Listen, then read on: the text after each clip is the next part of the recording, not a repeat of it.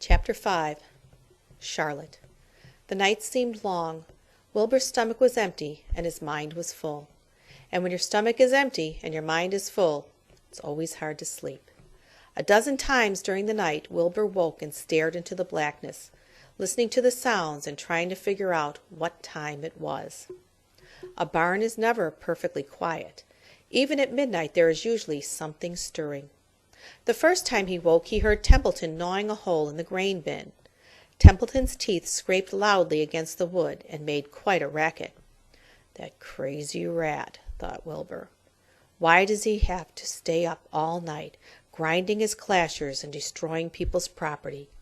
Why can't he go to sleep like any decent animal? The second time Wilbur woke he heard the goose turning on her nest and chuckling to herself. "What time is it?" whispered Wilbur to the goose.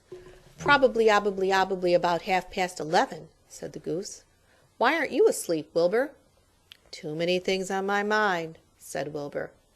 "Well," said the goose, "that's not my problem. I have nothing at all on my mind, but I've too many things under my behind. Have you ever tried to sleep while sitting on 8 eggs?" "No," replied Wilbur. "I suppose it is uncomfortable. How long does it take a goose egg to hatch?" Approximately 30 days all told," answered the goose. "But I cheat a little. On warm afternoons I just pull a little straw over the eggs and go out for a walk."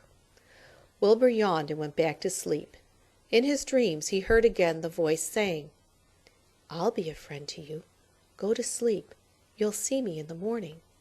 About half an hour before dawn Wilbur woke and listened. The barn was still dark. The sheep lay motionless. Even the goose was quiet. Overhead on the main floor nothing stirred. The cows were resting, the horses dozed. Templeton had quit work and gone off somewhere on an errand. The only sound was a slight scraping noise from the rooftop, where the weather vane swung back and forth.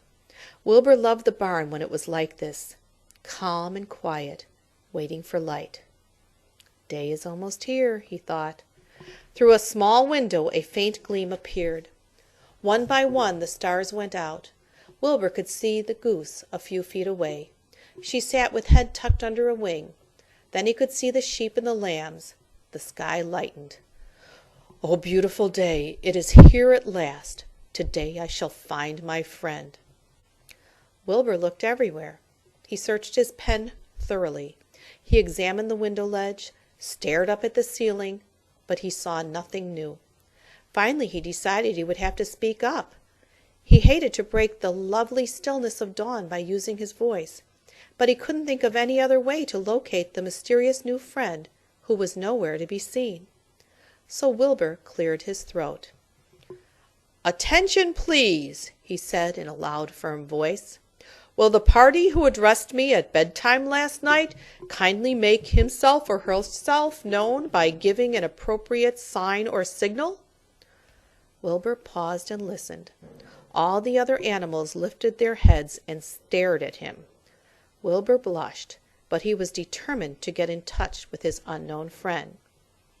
"Attention, please," he said. "I will repeat the message. Will the party who addressed me at bedtime last night kindly speak up? Please tell me where you are, if you are my friend." The sheep looked at each other in disgust. "Stop your nonsense, Wilbur," said the oldest sheep. "If you have a new friend here, you are probably disturbing his rest, and the quickest way to spoil a friendship is to wake someone up in the morning before he is ready. How can you be sure your friend is an early riser?" "I beg everyone's pardon," whispered Wilbur. "I didn't mean to be objectionable." He lay down meekly in the manure, facing the door. He did not know it, but his friend was very near. And the old sheep was right. The friend was still asleep. Soon Lurvy appeared with slops for breakfast. Wilbur rushed out, ate everything in a hurry, and licked the trough. The sheep moved off down the lane. The gander waddled along behind them, pulling grass. And then, just as Wilbur was settling down for his morning nap, he heard again the thin voice that had addressed him the night before. "Salutations," said the voice. Wilbur jumped to his feet. What? He cried. Salutations, repeated the voice. What are they, and where are you? Screamed Wilbur. Please, please tell me where you are, and what are salutations? Salutations are greetings, said the voice. When I say salutations, it's just my fancy way of saying hello or good morning. Actually, it's a silly expression, and I am surprised that I used it at all. As for my whereabouts, that's easy. Look up here in the corner of the doorway. Here I am. Look, I'm waving.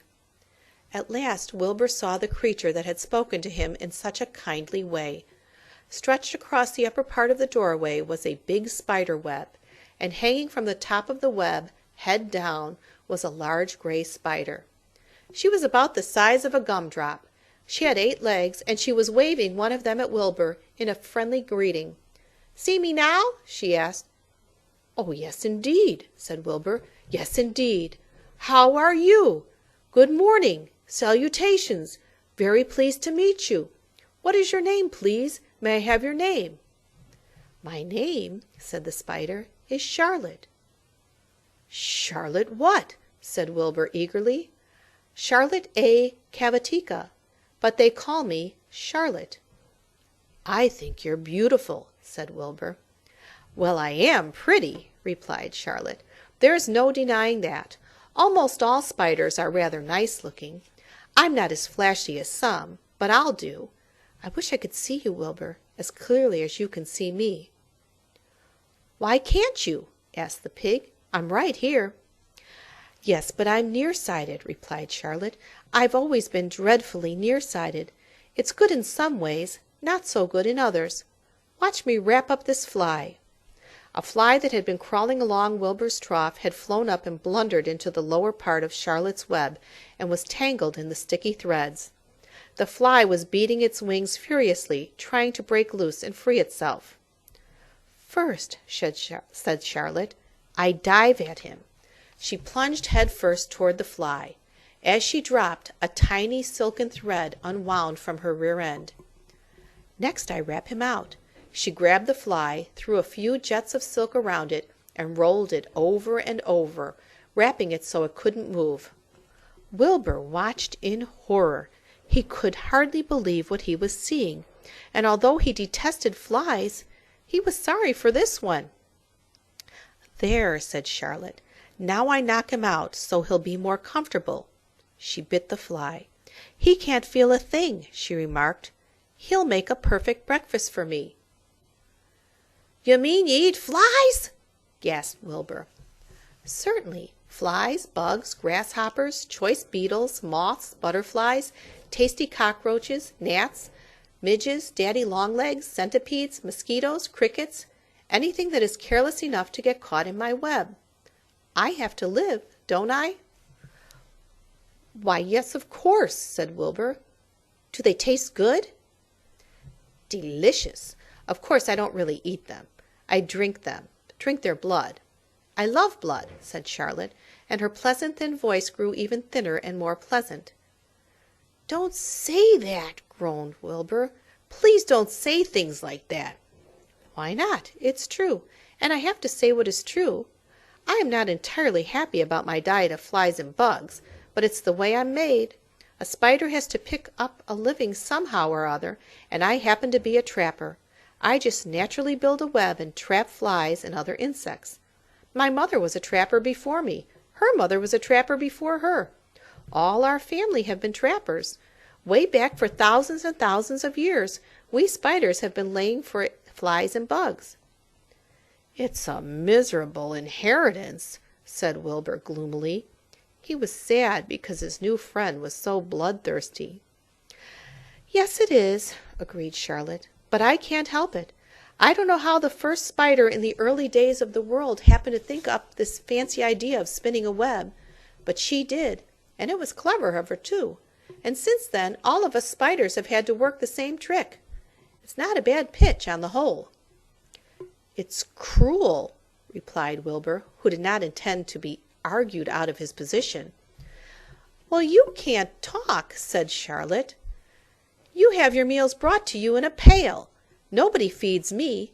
I have to get my own living. I live by my wits. I have to be sharp and clever, lest I go hungry. I have to think things out, catch what I can, take what comes. And it just so happens, my friend, that what comes is flies and insects and bugs.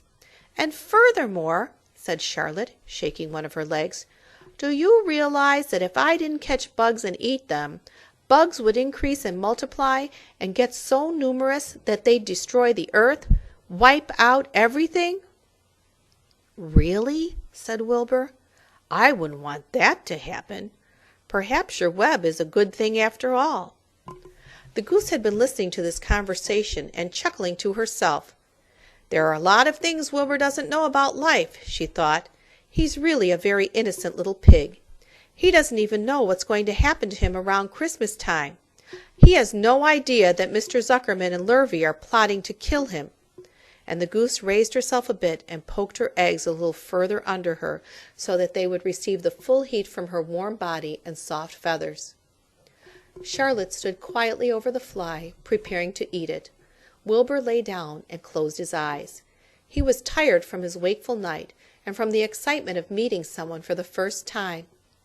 A breeze brought him the smell of clover, the sweet-smelling world beyond his fence. Well, he thought, I've got a new friend, all right. But what a gamble friendship is. Charlotte is fierce, brutal, scheming, bloodthirsty, everything I don't like. How can I learn to like her, even though she is pretty and, of course, clever? Wilbur was merely suffering the doubts and fears that often go with finding a new friend. In good time he was to discover that he was mistaken about Charlotte. Underneath her rather bold and cruel exterior, she had a kind heart, and she was to prove loyal and true to the very end.